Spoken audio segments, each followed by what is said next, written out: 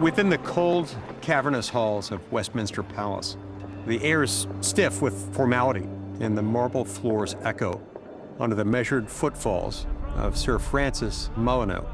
Sir Francis, the seventh of the Molyneux baronets, and a man of noble blood and loyal service, strides purposely across the legislative chambers. He's the gentleman usher of the Black Rod, the ceremonial voice of the crown in Parliament. Upon his shoulder rests a simple yet potent symbol of the sovereign, a slender ebony baton tipped in gold at both ends. For centuries, the usher of the Black Rod has summoned members of the House of Commons to attend to the sovereign in the House of Lords. The year is 1776. The day is October 31st. King George III prepares to address Parliament. Sir Francis approaches the heavy oak doors of the House of Commons when suddenly they slam shut. This is no accident. This symbolic gesture echoes a decades-old precedent, symbolizing the House of Commons' independence from the monarchy. Its exact origins date to the 1640s, when King Charles I's attempt to arrest 5 members of Parliament ignited the English Civil War and cost the king his head. Unfazed, the usher of the Black Rod raises his staff and knocks thrice. With that, the doors swing open and all members rise. The summons is delivered. Mr. Speaker, the King commands this honorable House to attend His Majesty immediately in the House of Lords. At the head of the upper chamber, cloaked in ermine and surrounded by bishops and barons, sits King George III, full-faced, regal, and blankly inscrutable. Just hours earlier, the king had arrived in his grand gold state coach drawn by 8 horses and festooned with gilded carvings, lions to signify national strength, cherubs to signify divine right, and 4 gleaming figures of Triton, the Greek sea god, to proclaim Britain's naval supremacy. The monarchy's power was often memorialized in symbols, and yet, beneath the pomp and circumstance, the edifice of imperial majesty crumbled. The late British Empire, overextended and over-centralized, suffered under the pressures of factionalism and fiscal ruin. The national debt had nearly doubled by 1763, and interest payments alone devoured over half of the annual budget. Britain's incoherent colonial policies, the sugar interest battling the tea interest, Parliament in the hands of the squirearchy, had degenerated into a bureaucratic charade. No symbol of power could plug the cracks forming in its gilded veneer. Had Westminster governed with more prudence, perhaps 13 colonies across the Atlantic may not have severed all political ties with the crown just months earlier, invoking the right to life, liberty, and the pursuit of happiness, as 56 signers penned their names on the Declaration of Independence. To the king, the colonists were simply deluded by an overly zealous and ill-mannered class of leaders who had openly renounced all allegiance to the crown and all political connection with this country. Yet for decades, the colonists had endured repeated violations of what jurist William Blackstone called the absolute rights of every Englishman. The rights of British subjects, established over centuries of English constitutional history, found their earliest expressions in 1215 with the adoption of Magna Carta. This lineage of liberties had been reinforced in the Petition of Rights in 1628 and the English Bill of Rights of 1689. The colonists, as proud Englishmen, were humbly requesting the same protections that they and their forebears had once enjoyed. Instead, for more than a decade, they endured a litany of humiliations and betrayals. Taxes imposed without representation, trade restricted by decree, soldiers quartered in civilian homes, and representative assemblies dissolved by royal order. What began as a dispute over a 3 pence per pound tax on tea had matured into a fundamental contest over the nature of political authority. Whereas the British monarchy asserted divine right and hereditary power, the colonists cast their lot with a radical new creed.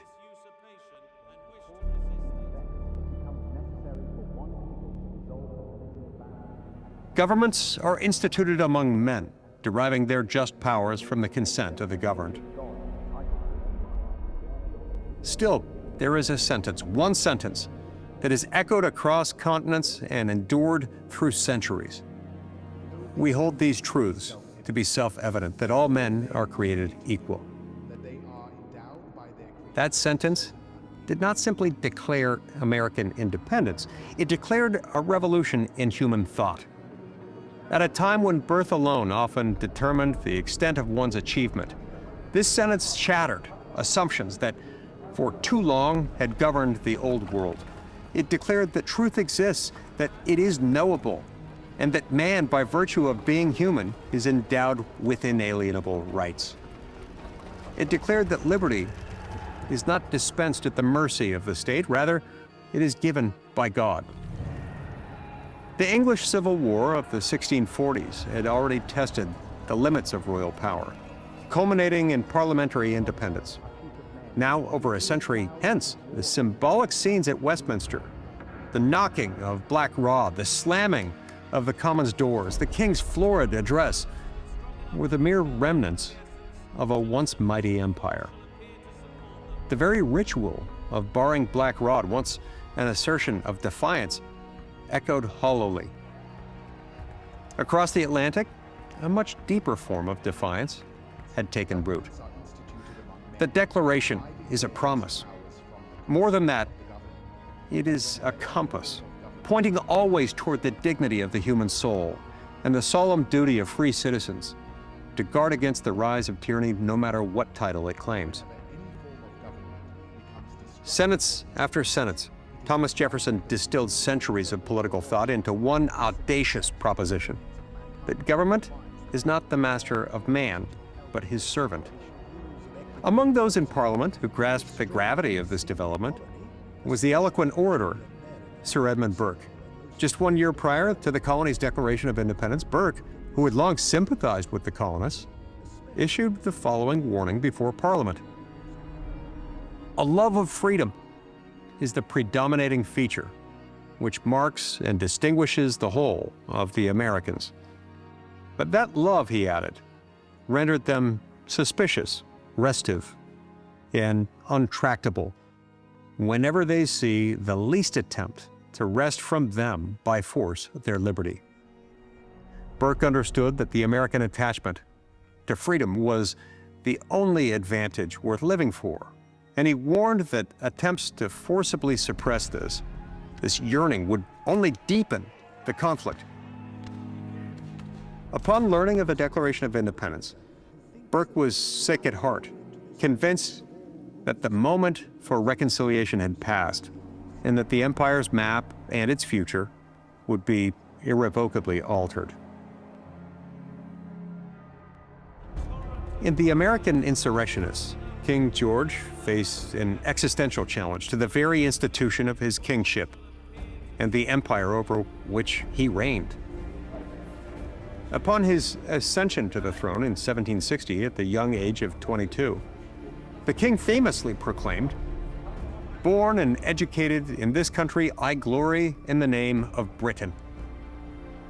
The colonies were part of that glory, extensions of himself as king, but by 1776, that identity was being reshaped by forces greater than him. 1 year prior to the signing of the Declaration, it was already becoming clear that the old world was giving way to the new. And so, standing before the House of Lords in October 1775, the king had declared, "The rebellious war now levied is manifestly carried on for the purpose of establishing an independent empire, and the object is too important, the spirit of the British nation too high, the resources with which God hath blessed her too numerous to give up so many colonies." In carefully measured but resolute words, King George warned Parliament of the dangers this rebellion posed, not only to the loyal colonies, but to the entire European colonial system. He called for unanimity at home, promising to uphold British honor and restore order.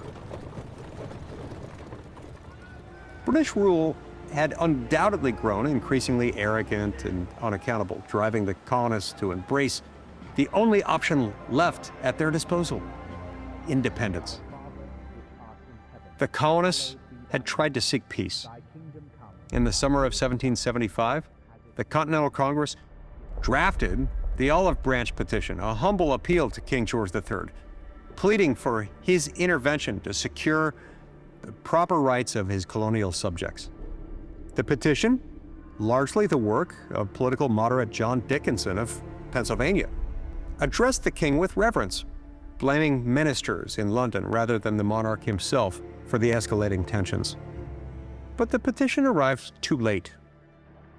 When the colonial envoys presented the petition to Lord Dartmouth, the king's secretary for the colonies, they were met with silence.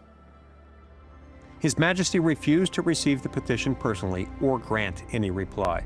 In fact, on October 23rd, days before the petition arrived, King George issued a proclamation branding the colonists as traitors, engaged in open rebellion, commanding all officers to exert their utmost endeavors to suppress such rebellion. The king's decision was final. No compromise, no negotiation, only the suppression of American unrest. And so we return to Westminster in the fall of 1776, where King George issues a call to arms. If their treason be suffered to take root, much mischief must grow from it, to the safety of my loyal colonies, to the commerce of my kingdoms, and indeed to the present system of all Europe. The king's implausible claim to British happiness rang hollow against the colonists' cry for life, liberty, and the pursuit of happiness.